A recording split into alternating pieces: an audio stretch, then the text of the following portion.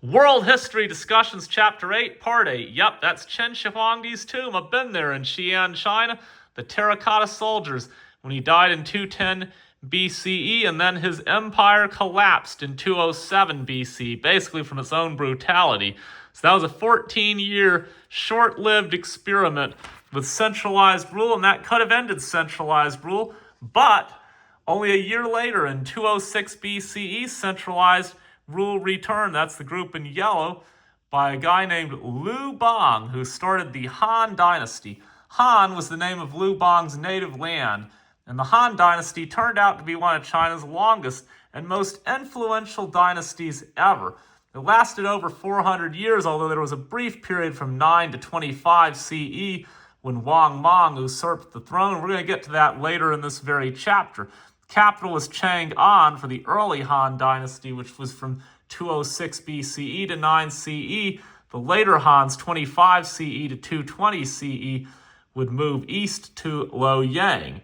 Early on, Liu Bang wanted to follow a middle path between total decentralization, like what you had seen with the Zhou, and total centralization with what you had seen with the Qin, realizing that the total decentralization of the Zhou with the subordinates had led to the subordinates getting much more powerful and the Warring States period happening. But he also felt like the extreme centralization of the Qin had not given enough incentive for the imperial family members to support the dynasty. And as a result, Liu Bang would give large land holdings to the imperial family members in exchange for support of his rule. But he quickly learned he couldn't rely on support from family members. And these are the Xiongnu's to the north. We're going to talk about them later in this very discussion. They're the nomadic group in orange. And then, like I say, there's the Hans right here. So as you can see, there were clashes. So in the year 200 BCE, Xiongnu warriors almost captured Liu Bang. He managed to escape, but without support from his family members. And this is when Liu Bang started to follow a policy of much more centralization, reclaiming lands from his family members and absorbing them into the imperial domain. However, the greatest early Han Empire was Han Wudai, who reigned from 141 to 87 BCE, and he was also known as the Martial Emperor. He was the strongest ruler the Hans had, both domestically and in terms of imperial expansion. He sent imperial officers out to maintain order in administrative provinces and districts.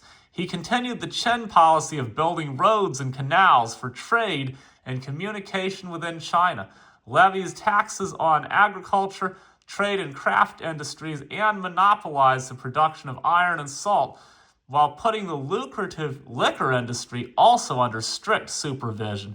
However, the biggest achievement of Han Wudai was the Confucian education system to get thousands of reliable and intelligent individuals to help run his bureaucracy.